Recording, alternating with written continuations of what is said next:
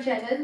Last video में हमने देखा था सेक्शन 24 तक। सेक्शन 24 हमें बताता है अगर किसी को फाइन की जो है पेनल्टी लगी है और अगर वो फाइन पे नहीं करता तो इस सिचुएशन में उसको कितनी मैक्सिमम इम्प्रिजनमेंट या फिर उसको कितने मैक्सिमम पीरियड के लिए जेल भेजा जा सकता है। आज के सेक्शंस हम कंटिन्यू करते हैं, तो स्टार्ट करते हैं हम सेक्शन 25 से। सेक्शन 25 क्या कहता है? सेक्शन 25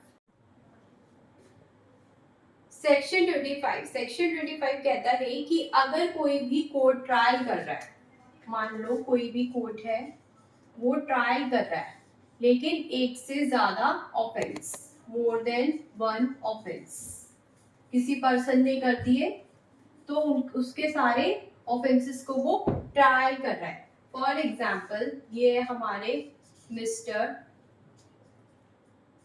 ए, इन्होंने बहुत सारे ऑफेंसेस कर दिए, ऑफेंस 1, ऑफेंस 2, ऑफेंस 3। तो अब ये कोर्ट मल्टीपल ऑफेंसेस का ट्रायल कर रहे हैं। ये है सीजेएम का कोर्ट, चीफ जुडिशियल मैजिस्ट्रेट, ठीक है। तो जब ये ऑफेंस की पनिशमेंट देंगे, मान लो ये 3 साल, ये 2 साल या फिर ये 4 साल, तो ऐसी सिचुएशन में जो यहाँ पर हमारे सीजीएम बैठी है उनको ये ऑप्शन है कि वो कॉन्जिक्यूटिवली दे सकते हैं इस पनिशमेंट को या फिर कॉनकरेंटली। कॉनकरेंटली और कॉन्जिक्यूटिवली का कॉन्सेप्ट हमने लास्ट वीडियो में देखा था। चलो मैं फिर से थोड़ा सा बता देती हूँ। कॉनकरेंट होता है जब हमारे सीजेएम ये पनिशमेंट इकट्ठे इकट्ठे दे देंगे। एक पर्सन मिस्टर ए जब जेल जाएंगे तो तीनों ऑफेंसेस की जो पनिशमेंट काटेंगे वो साथ साथ काटेंगे। तो ऐसे सिचुएशन में 4 इयर्स की पनिशमेंट इनको दे दी जाएगी। और कॉन्जिक्यूटिव में क्या होगा? पहले वो 3 साल जेल में रहेंगे, उसके बाद 2 साल, फिर उसके बाद 4 साल। तो ये होता है कॉन्जिक्यूटिव। अब हमारे जज के पास ऑप्शन है कि वो क्या करे। एक्चुअली में जज क्या करेगा? जज देखेगा कि मिस्टर ए ने किस टाइप का ऑफेंस किया, कितना हीनस जो है उसने क्राइम किया, कितनी ग्रेविटी थी उस क्राइम की। तो अगर इसने हीनस क्राइम किया होगा तो जज सोचेगा इसको कॉन्जिक्यूटिवली पनिश करना चाहिए, इसको ज्यादा पनिशमेंट ही मिलनी चाहिए। लेकिन हो सकता है ठीक है ज्यादा ऑफेंसेस मिलते जुलते हैं और ऑफेंसेस इतने बड़े भी नहीं है, तो वो कह सकते हैं चलो कॉन्करेंटली इसको पनिश कर सकते हैं। हो सकता है जज को लगे ये तो बंदा ज्यादा ठीक ठाक सही लग रहा है, इतना ज्यादा क्रिमिनल नहीं लग रहा, ये रिफॉर्म भी हो जाएगा जल्दी। तो इस रिफॉर्मेशन को कंसिडर करके भी हमारे जज इसको कॉन्करेंटली पनिश कर सकते हैं। तो ये बताता है हमारा सेक्शन 25 कि कोई भी जज जो ट्रायल कर रहा होगा एक से ज्यादा ऑफेंसेस, उसके पास ऑप्शन होता है चाहे तो वो कॉन्जिक्यूटिवली पनिश करे चाहे वो कॉन्करेंटली पनिश करे।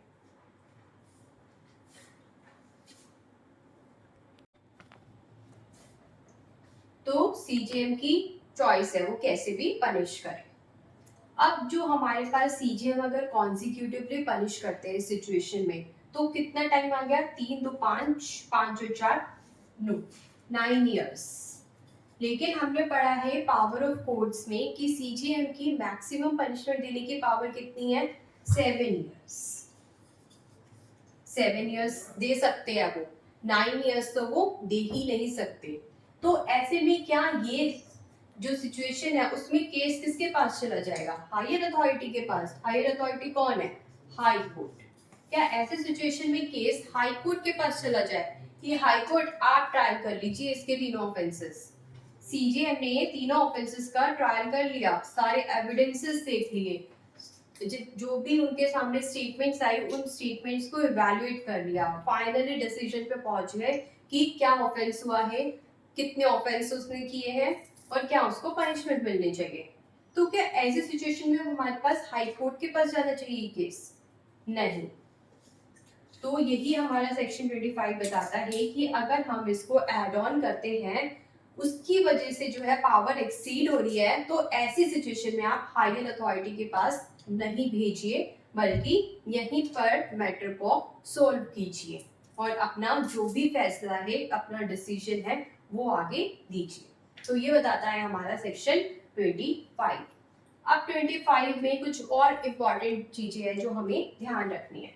मैंने कहा कि कॉन्करेंटली भी जो है सीजेएम हमें पनिश कर सकता है, क्रिमिनल को पनिश कर सकता है। कॉन्करेंटली मतलब इकट्ठे, लेकिन कॉन्करेंटली तब नहीं कर सकता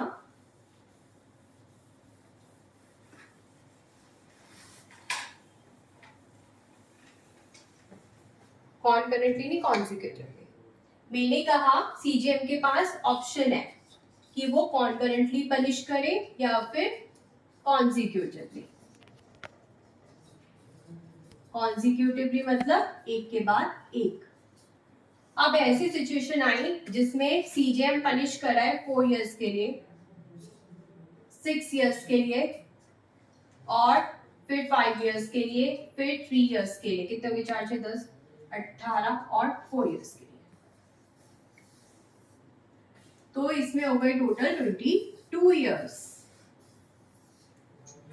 तो सीजेएम ऑफेंसेस के लिए पनिश कर रहा है ए को 22 इयर्स के लिए।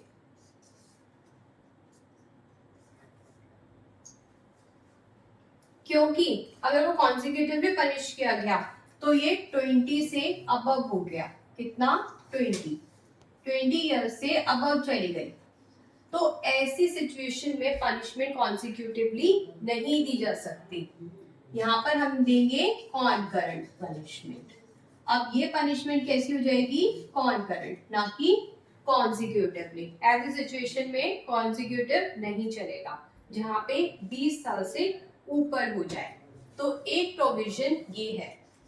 दूसरा प्रोविजन कहता है कि आप जो है कॉन्सिक्यूटिवली तो दे दो, लेकिन कॉन्सिक्यूटिवली आप इतना नहीं दे सकते जितनी भी उस जज की पावर थी देने की, उससे डबल हो जाए। डबल से ज्यादा नहीं दे सकते। फॉर एग्जाम्पल सीजेएम है, सीजेएम कितनी पनिशमेंट दे सकते हैं? 14 इयर्स तक मैक्सिमम, 7 into 2।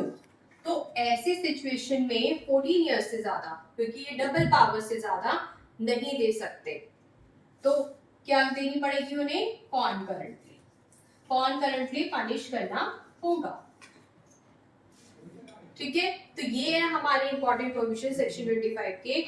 और एक लास्ट इंपॉर्टेंट प्रोविजन जो कहता है हमारा 25 का, वो ये बताता है जब भी हम अपील के लिए सेंटेंस देखेंगे कि कितने इयर्स का है, तो हम उसको कॉन्सिक्यूटिवली जितना भी दिया है उसको सिंगल सेंटेंस मान लेंगे, मतलब 22 इयर्स।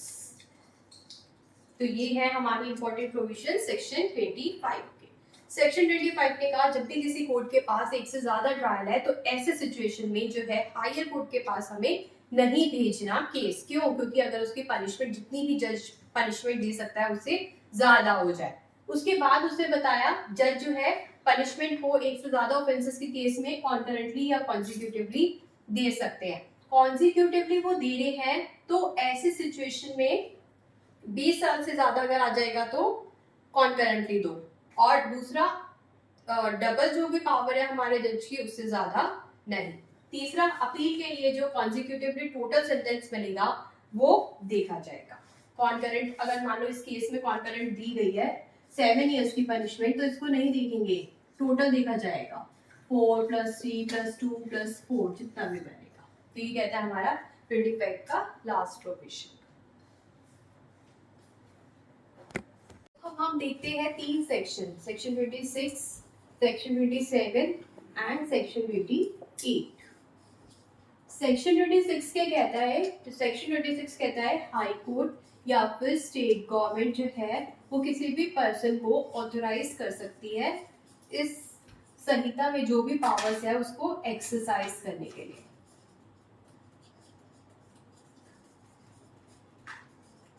तो कोई भी पावर्स जो है इस संहिता की वो दे सकती है।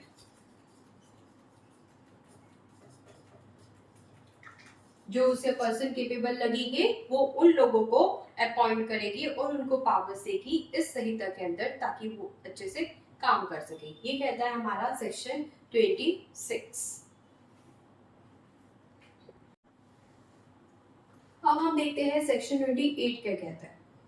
सेक्शन 28 कहता है अब जो ये पावर्स दी है हाई कोर्ट ने या एसजी ने, वो उन पावर्स को विड्रॉ भी कर सकती है। जो भी उसने पावर सी है वो उसका विड्रॉ भी कर सकती है, या कोई डीएम ने कोई पावर दी है या फिर किसी जुडिशियल मजिस्ट्रेट ने कोई पावर दी है वो किसी भी पर्सन को, तो वो विड्रॉ भी कर सकते हैं। क्या कर सकते हैं? विड्रॉ। ये बताता है हमारा सेक्शन 28। 26 देता है पावर्स और 28 ले लेता है पावर्स को। कब होगा ऐसा, कब ले लिया जाएगा पावर्स को? जब नीड नहीं होगी या फिर किसी पर्सन ने किसी चीज का वॉल्यूशन किया होगा।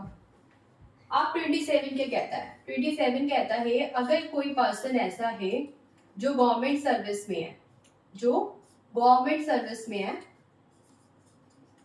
और इस पर्सन को हमारे हाई कोर्ट या फिर स्टेट गवर्नमेंट जो है अपॉइंट कर रही है किसी भी एरिया के लिए, किसी भी पर्टिकुलर एरिया के लिए अपॉइंट कर रही है, तो ऐसी सिचुएशन में अगर इस एरिया का ऑलरेडी कोई पर्सन है अपॉइंटेड, पुलिस इंचार्ज है इसमें स्टेशन में, इस एरिया के पुलिस स्टेशन में कोई भी पर्सन पुलिस इंचार्ज है, तो इसके पास जो भी पावर्स होगी ना वो इस वाले पर्सन के पास भी आ जाएगी। तो स्टेट गवर्नमेंट या हाई कोर्ट ने किसी गवर्नमेंट सर्विस वाले बंदे को अपॉइंट किया और पावर्स दी किसी पर्टिकुलर एरिया के लिए, तो फिर ऐसे में उस पर्सन के पास भी वही पावर्स आ जाएगी जो कि इस पुलिस इंचार्ज के पास होगी, इस एरिया के पुलिस स्टेशन के पास। ये बताता है हमारा सेक्शन 27।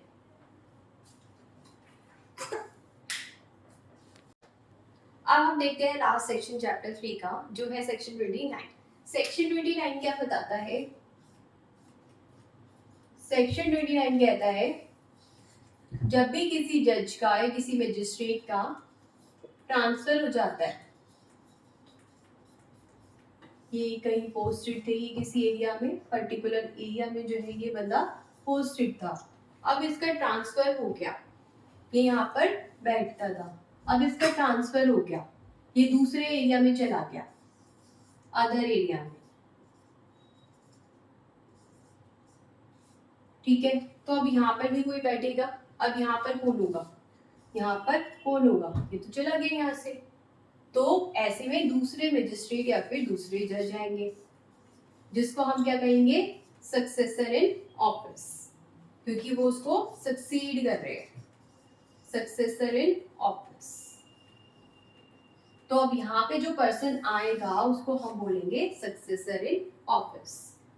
तो सेशन जज अगर आएगा तो सेशन जज बताएंगे कि कौन सा पर्सन जो है सक्सेसर इन ऑफिस होगा, और अगर चीफ जुडिशियल मजिस्ट्रेट के प्लेस पर आएंगे तो, या फिर किसी मजिस्ट्रेट के प्लेस पर आएंगे तो फिर कौन बताएगा? सीजेएम बताएंगे कि कौन यहाँ पर सक्सेसर इन ऑफिस होगा। कब? जब मजिस्ट्रेट का ट्रांसफर हुआ है, और अगर सेशन जज का ट्रांसफर हुआ है तो कौन बताएगा? सेशन जज बताएंगे by written order, by written order बताएंगे कि कौन आएगा। तो ये बताता है हमारा सेक्शन 29। सेक्शन 30 यानी चैप्टर 4 से हम नेक्स्ट वीडियो में कंटिन्यू करेंगे। Thank you.